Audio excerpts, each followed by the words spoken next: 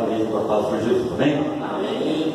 Vamos, o salmista Davi diz na sua palavra, uma das suas palavras, né? O meu coração ferve com palavras boas. E eu acredito que se você já tomou posse de todas as palavras que já foram proferidas aqui nessa noite, seja ela em louvor, seja ela um testemunho, a verdade é que Deus, quando chama alguém para falar da tua grandeza, Deus usa a cada um como Ele quer, da forma como Ele quer. A palavra Ele revela, a palavra Ele coloca em nossos corações. A palavra, o Senhor diz que a nossa boca, ela fala tudo o que o coração está cheio. E se teu coração está cheio da palavra, certamente ao abrir a sua boca, certamente você vai falar a palavra de Deus, as grandezas de Deus. E tem alguns personagens na Bíblia que, quando nós falamos das suas qualificações, automaticamente a gente já sabe quem é, né? Exemplo: quem foi o homem mais manso da face da terra? Moisés. A Bíblia, ela relata isso, que Moisés foi o homem mais manso, né? A mansidão estava em Moisés. Quando se fala de provação, qual foi o homem que sofreu mais dura provação? Jó. O homem que foi chamado amigo de Deus? Abraão. Então, essas são as qualificações, e automaticamente nós já sabemos, né, pelas suas qualificações, o nome dos personagens. E na Bíblia, a palavra de Deus também, irmãos, existem alguns capítulos na Bíblia. Exemplo, se nós falarmos em 1 Coríntios capítulo 13, ali vai falar sobre o que? É o capítulo do amor. Então, se você quer conhecer alguma coisa a respeito do amor, veja 1 Coríntios capítulo 13, né? Desde o versículo 1 até o seu término, irmãos, né? O último versículo já deve ser depois salteado, né? É 1 Coríntios 13, que diz: permanecer na fé, na esperança e no amor, sendo o maior deles o amor, né? Então, 1 Coríntios capítulo 13 é o capítulo do amor. Se nós depararmos lá Salmos capítulo 29, lá vai falar sobre a voz do Senhor. Medita lá, irmão, mas você vai ver que tem tudo a ver com o que nós estamos falando. E hoje nós vamos meditar a respeito do capítulo da fé. Qual é o capítulo da fé? Hebreus, capítulo 11, é o capítulo da fé. Lá vai falar sobre a fé. E vamos abrir a palavra do irmão de Deus. Você tem a sua Bíblia aí, abra ela aí, por gentileza. Hebreus capítulo 11.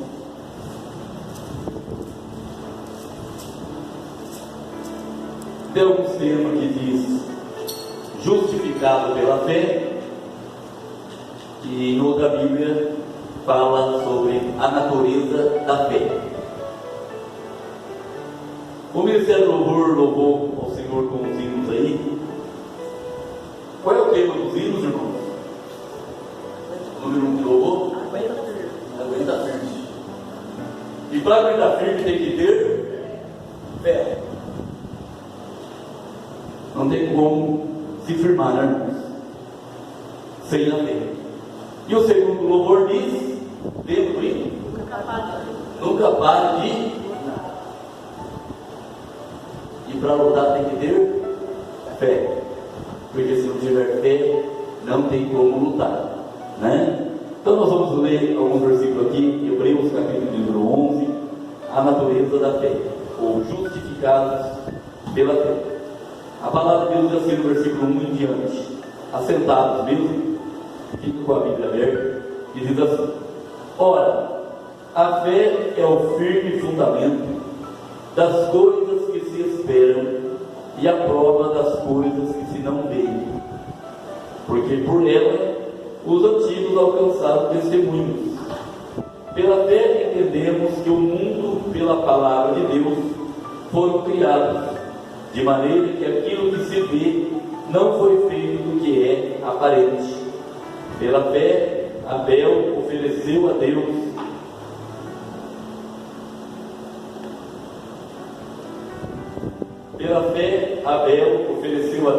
maior sacrifício do que Caim, pelo qual alcançou testemunho de que era justo, dando Deus testemunho dos seus dons, e por ela, depois de morto, ainda fala. Pela fé, Enoque foi trasladado para não ver a morte, e não foi achado, porque Deus o trasladara, visto como antes da sua trasladação alcançou o testemunho de que agradara a Deus. Ora, sem fé é impossível agradar-lhe, porque é necessário que aquele que se aproxima de Deus creia que Ele existe e que Ele é galardoador dos que o buscam. Pela fé Noé, divinamente avisado das coisas que ainda não se viam, temeu, e para a salvação da sua família preparou a arca, pela qual condenou o mundo e foi feito herdeiro da justiça, que é segundo a fé. Pela fé, Abraão, sendo chamado, obedeceu, indo para o lugar que havia de receber por herança, e saiu sem saber para onde ia. Pela fé, habitou na terra da promessa, como em terra alheia, morando em cabanas com Isaque e Jacó, herdeiros com ela da mesma promessa, porque esperava a cidade que tem fundamentos, da qual o artífice é construtor, e construtor é Deus. Pela fé também, a mesma Sara recebeu a virtude de conceber, e deu à luz já fora da idade, porquanto teve por fiel aquele que lhe tinha prometido, porque isso também deu, e esse já amortecido, descenderam tantos em multidão como as estrelas do céu e como a areia inumerável que está na praia do mar. Todos eles morreram na fé, sem terem recebido as promessas, mas vendo-as de longe, e crendo-as e abraçando-as, confessaram que eram estrangeiros e peregrinos na terra. Porque os que isto dizem claramente mostram que buscam uma pátria. Vamos ficar até aqui nessa leitura, e se nós continuarmos aqui, irmãos, nós vamos observar que vai continuar falando a respeito da fé. O que é fé, irmãos? Fé é a certeza. O próprio versículo 1 que fala, né? Que a fé é o quê? É o firme fundamento. O que é um firme fundamento, irmãos?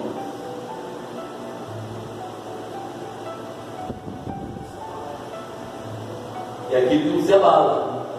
É um firme alicerce. É uma firme base, né? Em que serve para suportar, que serve para permanecer firme, né? Isso é a fé. Crente que tem fé é esse crente que está firme, está embasado na palavra de Deus, no fundamento de Deus, né? É firme. Não é as lutas do dia a dia, não é as dificuldades, não é os momentos nos momentos de crises existenciais, em qualquer for a área da vida, né? Nós somos provados muitas vezes, né? Mas a nossa fé está firmada onde? Onde é que está firmada a nossa fé? Tem que ter uma base, irmão. Todo crente tem que ter uma base. E a base é que dá sustentação, é que dá firmeza. Se nós olharmos aqui essa cobertura desse templo, né? Nós podemos ver que um templo alto, várias paredes, né? Paredes altas, tem um teto, né? Tem tudo isso, tem todo suporte, né? E se nós não estamos vendo, irmão, nós não conseguimos enxergar, né? A estrutura, aonde é que está sustentando a firmeza desse templo, né? Mas tem um alicerce. Se nós cavarmos, vai começar a ter um buraco aí nas paredes laterais aí, e cavar profundamente, nós encontraremos um alicerce, né? Rocas, ferro, né? Balcão. Então tudo isso, irmãos, chama-se alicerce, né? Que dá apoio, é uma base de sustentação. E todo crente salvo tem que ter essa base, tem que ter esse alicerce. A Bíblia fala de dois homens que foi construir uma casa, né? Ambos construíram a casa. E a Bíblia diz que um construiu a casa sem se preocupar com essa base. Ele construiu na areia e conseguiu construir a casa. Ele construiu a casa na areia. E o outro, ele tentou construir a casa na onde? Na rocha. A diferença, irmão, de areia para rocha. E a Bíblia diz que ambos construíram essa casa, mas um teve a preocupação de construir a sua casa, não foi construindo aleatoriamente, de qualquer jeito, de qualquer maneira. Ele não colocou no coração dele, não, eu preciso construir uma casa, e já com o ímpeto, né? Já foi lá e já construiu, sem se preocupar. Um foi dessa forma, não se preocupou, foi de qualquer jeito, de qualquer maneira, né? O importante é construir a casa. E o outro não, ele se preocupou. Ele falou, não, posso construir de qualquer jeito, de qualquer forma, de qualquer maneira, não. Tem que ser um lugar sólido, né? Onde tem firmeza, né? Pode ser que venha a natureza, o clima da natureza, o vendaval, a tempestade, né? Então tem que ser construído numa rocha. E eu vou construir numa rocha. E ele construiu na rocha. E a Bíblia diz que veio os ventos, veio as tempestades, veio ali, soprou, né, sobre a casa, e a Bíblia diz que vindo o vento, vindo a tempestade, vindo ali, né, as condições contrárias, a palavra diz que aquela casa que foi construída na areia, ela desmoronou, ela não permaneceu, ela caiu, ela foi ao chão, foi grande a sua queda. E aquele que se preocupou em construir a sua casa na rocha, de um alicerce sólido, da mesma forma veio o vendaval, veio ali as tempestades, né? A chuva, correu ali as águas, mas a casa ela permaneceu intacta, ela permaneceu em pé, ela não caiu, ela permaneceu da mesma forma como ela foi construída. Então aí, irmãos, é uma lição para nós. De que maneira que nós estamos construindo a nossa casa? A nossa vida é a nossa casa. Deus deu a vida para cada um. E nesse viver, nós temos a nossa vida terrena e também temos a nossa vida espiritual. E muitos se preocupam só com a vida terrena, com a vida física, com essa vida passageira, e não tem preocupação nenhuma em relação à tua casa espiritual. Tem os seus momentos de oração com Deus, tem os seus momentos devocional, de ter a preocupação de ir lá na tua casa, ler a Bíblia, separar um tempo para ler a Bíblia, para meditar na palavra de Deus, para entrar lá no seu aposento lá e fechar a porta lá no teu quarto e orar, falar com Deus em oração, ter um diálogo com Deus, te apresentar diante de Deus uns louvores, uns hinos que alegram o coração, que alegra a alma. Então muitos não têm essa preocupação de, periodicamente, às quartas, sextas, aos domingos de manhã, aos domingos à noite, essa preocupação de marcar presença na casa de Deus e também poder, tanto ser participante da obra de Deus, como também fazer a obra de Deus também. Então, irmãos, nós temos que ter essa preocupação. Eu entendo que cada dia nós colocamos um tijolinho na nossa construção, e sabendo que a base sustentadora de tudo isso é a nossa fé em um Deus vivo, um Deus poderoso, um Deus que sustenta e guarda a vida daquele que tem fé, que guarda com bastante esperança, com bastante vida, e coloca a tua vida na presença de Deus. Tem essa preocupação, de ter uma vida com Deus. Muitos hoje estão preocupando aí, buscando uma academia, cuidando do seu bíceps, peitoral, músculo, ficar bem fitness, fitness, uau, bam, bam, bam, personal, fica bem qualificado, a fisionomia, a estética. Outros não, nós vamos lá, pintar a unha e fazer lá uma sobrancelha, ir lá fazer uma maquiagem, reproduzir, cuidar da aparência, do corpo físico. E às vezes se preocupa muito com isso. E a vida espiritual vai ficando de lado. Não tem a preocupação de orar, de buscar a presença de Deus, de se humilhar.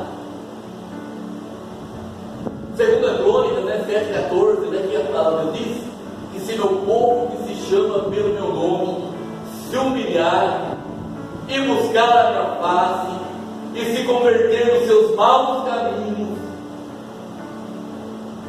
e buscar a minha face.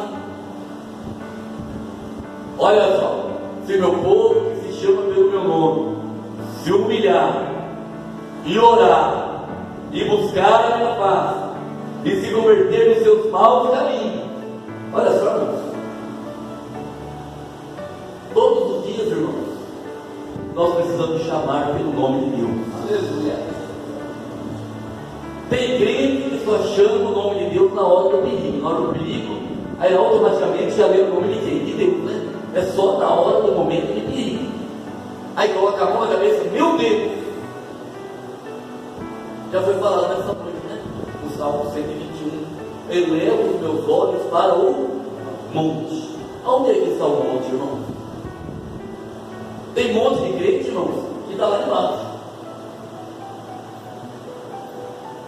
Tudo que toda a preocupação dele está aqui embaixo, na terra. Então o monte dele é lá embaixo, é na terra. Mas como o salmista diz, elevo meus olhos para o monte, irmão, do crente que tem fé, do crente que tem esperança, do crente que está buscando em Deus, o monte, irmão, ele é no alto, ele está lá em cima, e Deus está acima dos montes. Eu elevo meus olhos ao monte. De onde me virá o socorro? O meu socorro vem do Senhor.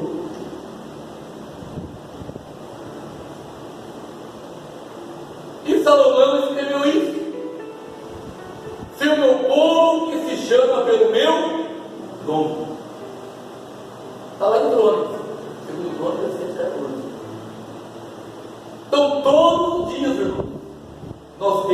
necessidade de chamar pelo nome de Deus, chamar pelo nome do Senhor. Se o meu povo que se chama pelo meu nome se humilhar e muitos não querem mais se humilhar. O que é se humilhar, irmãos? É se prostrar diante de Deus, é ser totalmente dependente de Deus, é se humilhar em oração, se humilhar em busca, em clamor, em choro, em lágrimas, é se humilhar na presença de Deus, é se derramar na presença de Deus, é se esvaziar de si mesmo e se encher do Espírito Santo de Deus, é falar para o Senhor seu Deus as suas necessidades, as suas dificuldades, os seus pecados. Fala para Deus, se humilha na presença dEle. Ele está aqui para te ouvir, Ele está aqui porque Ele quer ver você clamando por Ele todos os dias, se humilhando na presença dEle todos os dias, buscando a face dEle todos os dias, buscar a face do Senhor. Aleluia. A Bíblia diz: eu amo os que me amam, e os que de madrugada buscam, a esse eu ouvirei. Aleluia. Nós acharemos Deus, irmãos, se nós buscarmos Ele. E falar em buscarmos, a busca tem que ser incessante. Basta ele parar com uma luta, pronto, a luta já para, então vamos buscar a face de Deus. Pelo contrário, você tem que buscar Ele. Lembra das dracmas perdidas? Aquela mulher, e ela perdeu as dracmas onde? Dentro da sua própria casa. Dentro da sua própria casa. Quantas dracmas ela tinha? 10. Mas ela perdeu quantas? Uma só. Tem crente que está perdendo coisas, irmãos. Mas é só uma derrotinha só. É só uma perda só. É só uma coisinha de nada. É uma coisinha insignificante. Mas aquela mulher, ela deu valor, irmãos. Ela tinha 10 dracmas. E agora ela perde uma. E agora ela vai buscar essa dracma. Ela vai buscar, ela vai caçar essa dracma. Ela vai procurar. E procura aqui, procura dali, não consegue encontrar. Pega a vassoura, começa a varrer a casa, e vai, até encontrar. É assim que nós temos que ser, irmãos. Igual aquela mulher, quando ela perdeu aquela dracma, que para ela era de um valor imensurável. Deus é valoroso para você, irmão? Tem valor para você, Deus? Ele decide esse valor imensurável. Então, se Ele é o valor imensurável para a tua vida, irmão, então busca a face dele todos os dias, busca Ele até você encontrar. E eu quero dizer pelo Espírito Santo de Deus aqui nessa noite, não é difícil de encontrar Deus, irmão. Não é.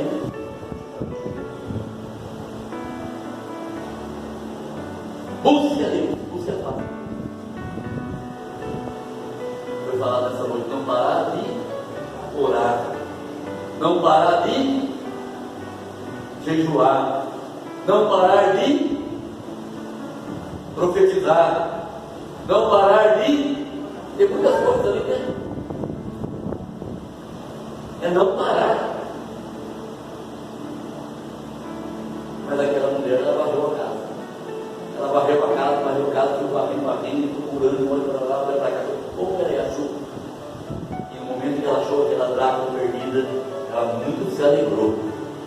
E quando ela achou aquilo lá, o que ela logo pensou? Eu vou fazer festa, né? Ela achou aquilo de valor, né? Será que você pode fazer festa aqui nessa noite? Eu posso fazer minha festa aqui nessa noite, porque eu já encontrei Deus aqui nesse lugar. Eu já busquei em oração, já busquei a face dele, já orei, já louvei a Ele, já adorei a Ele, já estou ouvindo a sua palavra, a voz dele aqui está nesse lugar, e eu faço festa aqui nessa noite. Se o menino pensou que eu ia ficar triste, que ia ficar arrasado, ia ficar destruído, mas nessa noite eu estou alegre, estou feliz, porque eu faço festa, porque eu encontrei Deus aqui nessa noite.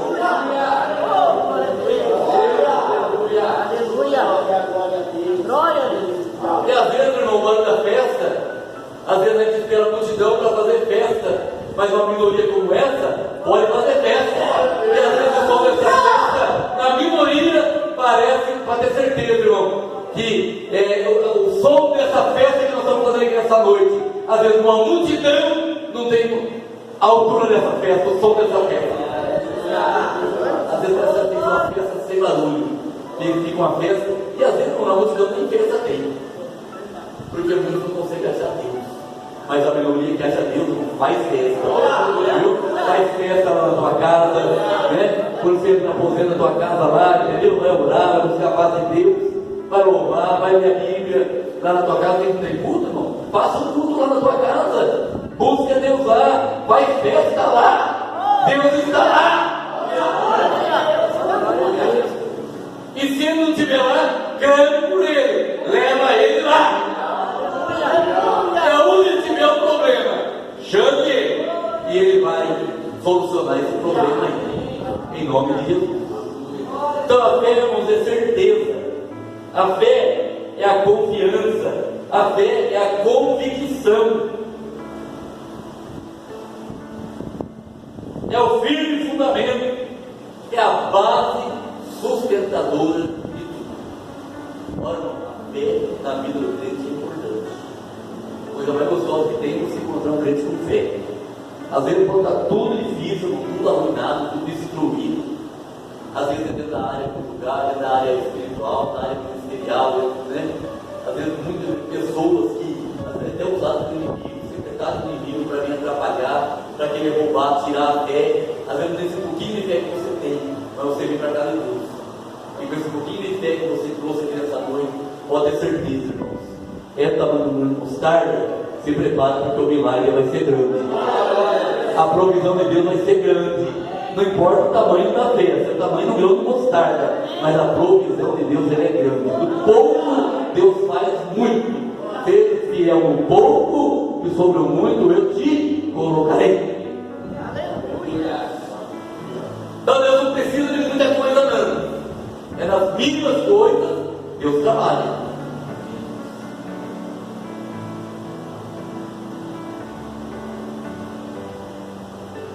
Gálatas capítulo 5, versículo 22. Gálatas capítulo 5, versículo 22.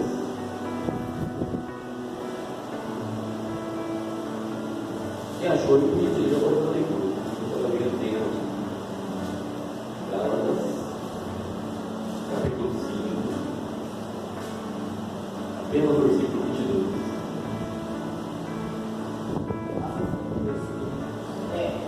Amor, gozo, raça, longanimidade, humildade, bondade, fé, mansidão e temperança. Então nós vemos aí, irmãos, o versículo, se nós lermos aqui o texto, o versículo 37, está falando sobre o que? As obras da carne e os frutos do Espírito. Fruto do Espírito. Então as obras da carne, ela precisa ser anulada dentro de nós. Mas de que maneira que nós vamos anular a obra da carne dentro de nós? O apóstolo Paulo, ele dá conselho para nós. 1 Coríntios capítulo, não Gálatas mesmo, capítulo 2, versículo 20. Diz assim: já estou crucificado com Cristo. É isso que diz? Gálatas 2, 20. Pode ler por Deus. Já estou crucificado com Cristo. Em mim não mais eu, mas Cristo vive em mim. E a vida agora na carne e com a fé em Deus, no qual é puro, santo, assim mesmo. Então já estou crucificado com Cristo.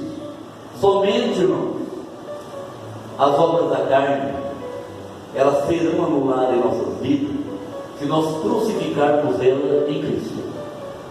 Paulo falou: já estou crucificado com Cristo, portanto não vivo mais eu. E as obras da carne, ela já não impera mais na minha vida, né?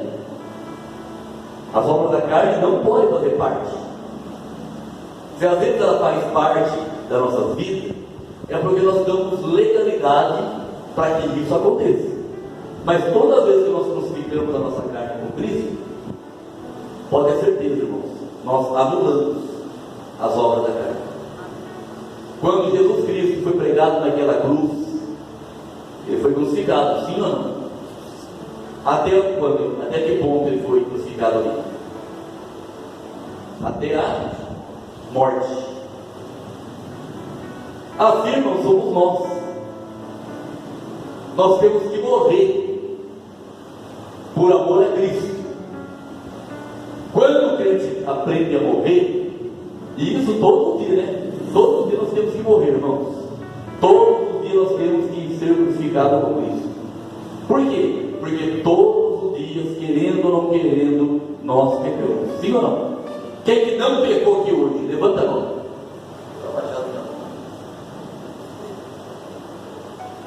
Todos os dias nós pecamos, querendo ou não querendo. Ninguém é perfeito. Perfeito foi só um, Jesus. Ele foi, ele é e sempre será.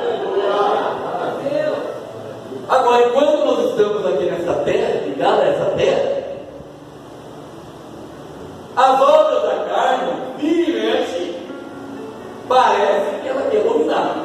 A Bíblia diz, ela é bem clara, que há uma luta constante dentro de nós. É a carne lutando contra o Espírito. Mas não é Espírito Santo não, é Espírito do homem. Porque o homem é composto por corpo, alma e Espírito. Então a carne e o Espírito luta constantemente, todos os dias, você querendo ou não querendo. Há uma guerra, há uma luta constante todos os dias. Agora, quem é que vai prevalecer? É a carne ou é o Espírito? Quem é que determina isso? Você pode falar, é Deus que determina. Eu falo, você não é Deus, é você mesmo. É ou não é? É você que determina. Se você estiver se alimentando com as coisas da carne, você está fortalecendo a tua carne e enfraquecendo o teu espírito. Então é óbvio, provavelmente a carne ela vai prevalecer, a carne ela vai vencer o teu espírito, porque você está alimentando a tua carne. Mas e você alimentar o teu espírito? Você está alimentando o teu espírito. Você está orando, você está jejuando, você está lendo a Bíblia. Os dias que tem culto, você está cultuando lá na tua casa. Você vai fazer uma visita lá no irmão, lá, não sei. Está lá no monte orando. Sempre está ativo. Você sempre está se alimentando da palavra de Deus. Está lá, às vezes, você está aí no celular lá no YouTube. Põe uma pregação lá para você ouvir, uma mensagem, um ensino, um louvor. Você está louvando, você está adorando a Deus. O teu espírito está forte, está fortalecido, porque você está alimentando ele, orando, jejuando, né? E quando você faz isso, você está crucificando a tua carne, você está crucificando o teu eu em Cristo. Com isso, teu espírito está sendo fortalecido e a tua carne está sendo enfraquecida. O espírito forte derrota para a carne. Quando eu começo a se levantar, é porque a carne está sendo fortalecida. Agora a gente tem que ver o que é que está fortalecendo a carne. O pecado é uma das causas que fortalece a carne. Até no pecado você tem. Paulo diz, né, que na verdade o espírito está pronto, mas a carne ela é fraca. A carne é fraca ou é forte? Para fazer as coisas de Deus, irmão, a carne é fraca. Para atender as coisas de Deus, você quer ver como é que a carne é fraca? Faz um desafio, ou então no caso, como eu posso dizer? Como se fosse um método, traça um método, né? Um método de buscar Deus. Para a partir de hoje, eu não vou dormir hoje, eu vou tirar a noite inteira para orar. Dobra o teu joelho na frente da cama lá e tira a noite inteira para orar. Eu quero dizer que você vai ter dormir de joelho, porque a carne vai estar fraca. A carne vai dormir, né? É para você, eu queria dormir. É pôr a da carne. Porque o filho de ser pôr dorme, você está repondo a energia, né? Do seu corpo físico. É pecado dormir? Não. Tem que dormir. Né? Deus deu o sono para você dormir. O ruim não é dormir espiritualmente. Igual aconteceu lá no Éden. Né? O sono lá do Éden fez o homem pegar. Fez ele desobedecer a Deus. Fez ele esquecer a voz de Deus.